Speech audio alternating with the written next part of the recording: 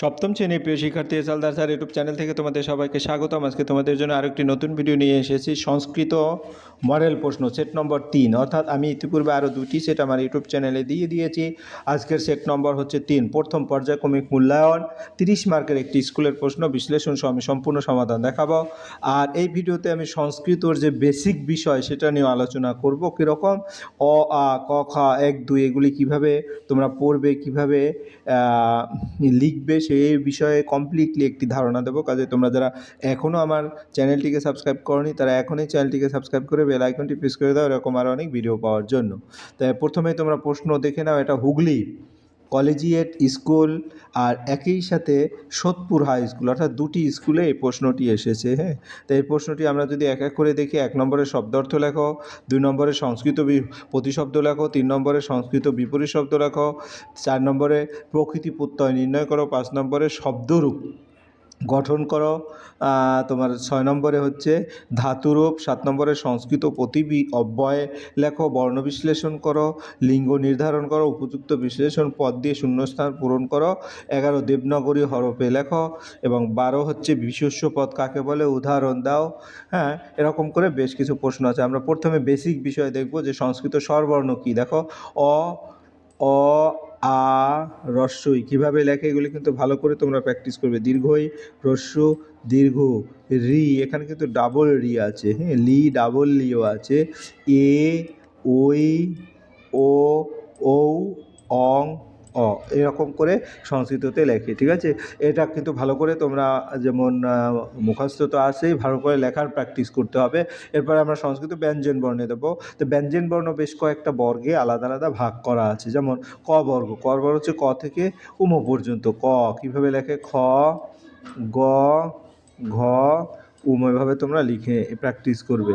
এরপর চ বর্গতে কী আছে দেখতে পাচ্ছ, চ, এটা ছ, সংস্কৃততে ভালো করে প্র্যাকটিস করবে। জ, ঝ, ইয়, ট বর্গ, এখানে ট, ঠ, ড, ঢ, মূর্ধ ন, ত বর্গ, ত, থ, দ, ধ, দন্ত ন, প বর্গ, প, ফ, ব, ভ, ম, অন্তস্থ ব্যঞ্জন, এটা অন্ত্যেষ্টিয়। তারপরে বয়সূন্য র, ল, ব, তারপরে গিয়ে ভ, উষ্ণ ব্যঞ্জন বর্ণ। তারপরে তোমার গিয়ে হলো অতিরিক্ত কিছু ক্ষীয় আছে, তরফলা আছে। তারপর বিজ্ঞান লাগতে গিয়ে হ্যাঁ গিও আর কি যেটাকে বলে। এরপর আমরা চলে যাবো সংস্কৃত অঙ্ক কীভাবে লেখো। দেখো 1 থেকে 10, এটা কিন্তু 1 2 3 এগুলো কিন্তু সংস্কৃতর আলাদা উচ্চারণ আছে। আমি উচ্চারণটাও তোমাদের দেখিয়ে দেবো।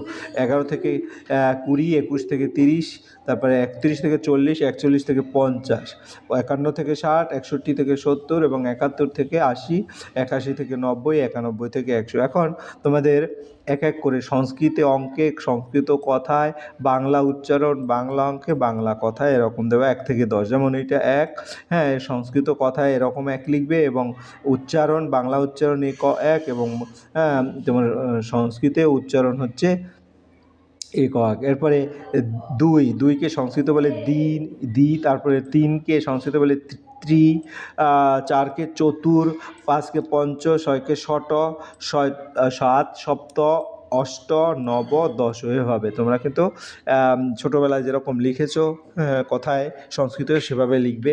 11কে কী বলে, 11 উচ্চারণ একাদশ, দ্বাদশ, ত্রয়োদশ, চতুর্দশ, পঞ্চদশ, ষোড়শ, সপ্তদশ, অষ্টদশ, নবদশ, বিংশতি। সংস্কৃতে বলে বিংশতি। এরপরে গিয়ে হলো 21 থেকে 30, 21কে বলে একবিংশতি, দ্বাবিংশতি, ত্রয়োবিংশতি, চতুর্বিংশতি, পঞ্চবিংশতি, হ্যাঁ, ষড়বিংশতি, এভাবে করে 30কে 30ই বলে, ত্রিশং। ঠিক আছে।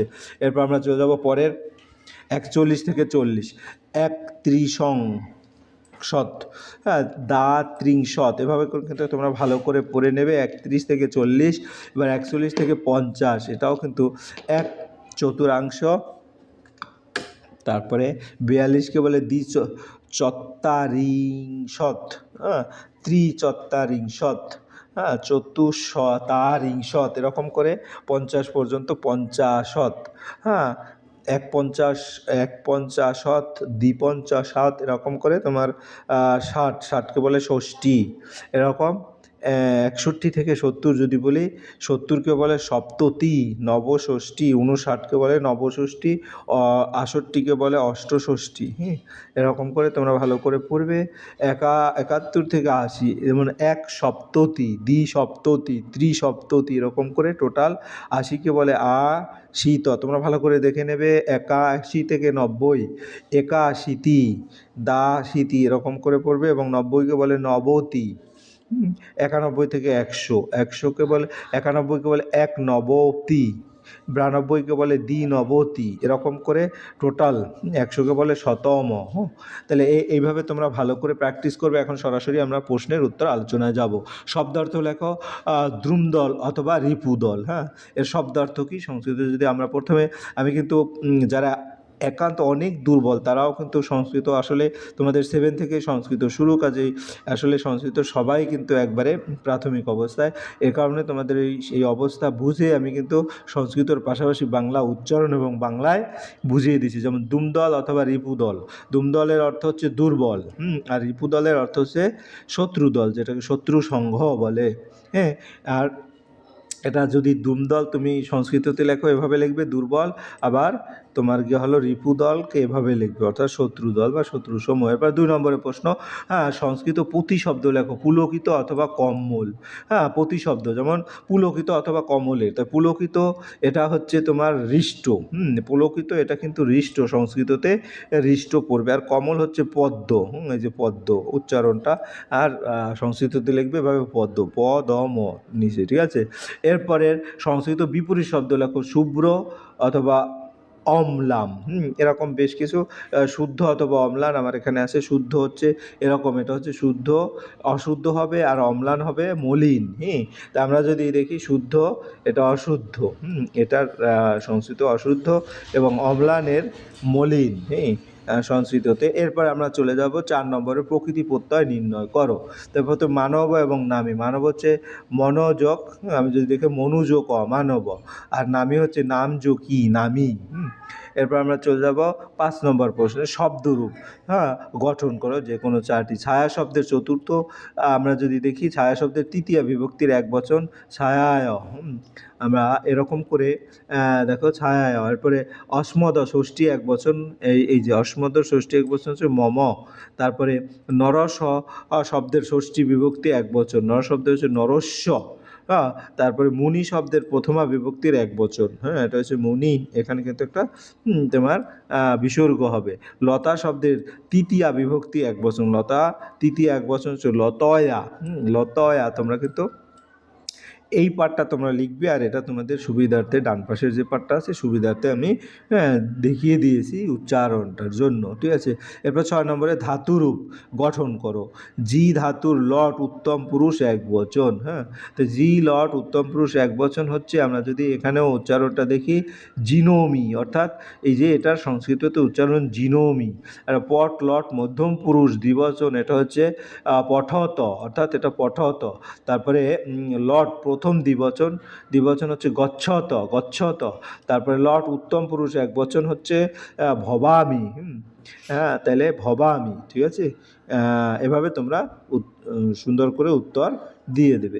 পরের প্রশ্ন হচ্ছে 7 নম্বরে, সংস্কৃত প্রতি অব্যয় লেখো অতীব অথবা অন্তরে, অতিথি অথবা অন্তরালে। অতিথি হচ্ছে এভাবে অতিথি, এবং অন্তরালে হচ্ছে অন্তরে বা গুপ্তে। পরের প্রশ্ন হচ্ছে বর্ণ বিশ্লেষণ করো। যেমন ধরিত্রী অথবা কৃষ্ণ। ধরিত্রী, ধরিত্রী যদি বর্ণ বিশ্লেষণ ধ যোগ রি যোগ তরফলায় রশ্মি, এটা কিন্তু সংস্কৃততে সেটাই লেখা আছে কৃষ্ণ, ক্রি যোগ শয়ন কৃষ্ণ। এভাবে তোমরা সুন্দর করে বর্ণ বিচ্ছেদ করবে। পরের প্রশ্ন হচ্ছে তোমার কি হলো লিঙ্গ নির্ধারণ করো। দ্বীপ এবং তোমার দ্বীপ আছে অথবা তৃষা।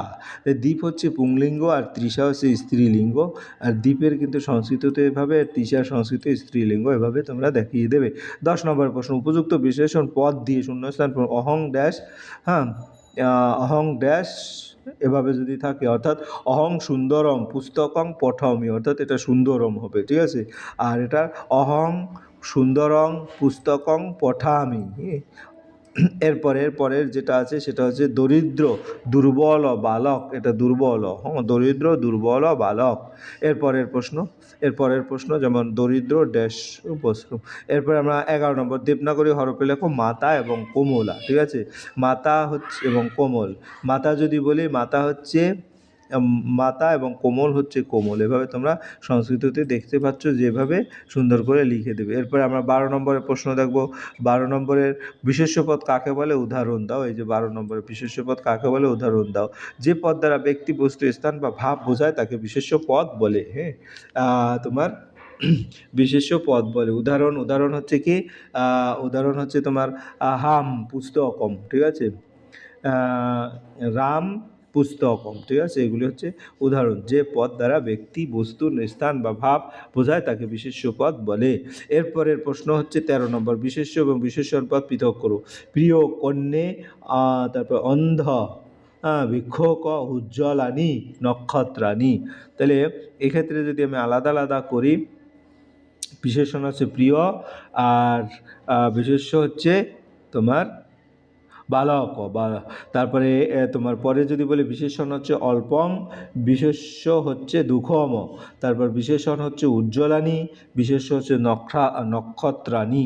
এভাবে তোমরা ভালো করে বিশেষণ পদ আলাদা করবে। হ্যাঁ, এরপরে তোমার অব্যয়টির অর্থসহ বাক্য গঠন করো। পুত্র অথবা তোমার কি হলো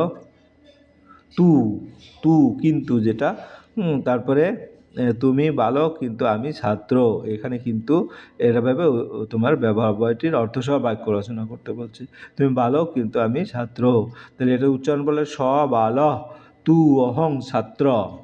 এরপরের যে প্রশ্নটা সেটা হচ্ছে তোমার গিয়ে হলো 15 নম্বর, কারক বিভক্তি নির্ণয় করো। দশরথ ইত রাজা অতি, তারপর হর্ষেণ নিদ্রাতি। হ্যাঁ, তারপর দশরথ ইত রাজা, আমি যদি দেখাই কর্তৃকারকে প্রথমা বিভক্তি। তারপরে পরেরটা যদি বলি কর্মকারকে দ্বিতীয়া বিভক্তি, ঠিক আছে। এরপরে আমরা পরের প্রশ্ন যাব। পরের প্রশ্ন হচ্ছে প্রত্যয়ান্ত পদ লেখো, যেমন গম যুক্ত পদ যোগ তুমুন, এভাবে আছে। তাহলে গম যোগ কয়ত, পদ যোগ তুমুন, হ্যাঁ, এটা পঠিতম এবং গত। পরের প্রশ্ন হচ্ছে এক কথায় প্রকাশ করো। দশরথস্যা প্রথম। তাহলে এটা যদি এক কথায় বলি, এটা এক কথায় হবে রাম, ঠিক আছে। তাহলে এক কথায় দশরথস্য পুত্র তাহলে রাম, ঠিক আছে। উচ্চারণটা এভাবে তোমরা দেখে নেবে। যাই হোক, এই ছিল তোমাদের সামগ্রিক প্রশ্ন বিশ্লেষণ এবং উত্তর। আশা করি ভিডিওটি তোমাদের অনেক উপকারে হবে। পরিশেষে বলবো, ভিডিওটি দেখার জন্য অসংখ্য ধন্যবাদ। আর ভিডিওটি ভালো লাগলে লাইক কমেন্ট শেয়ার করতে ভুলবে না। আজ এই পর্যন্তই, ধন্যবাদ সবাইকে।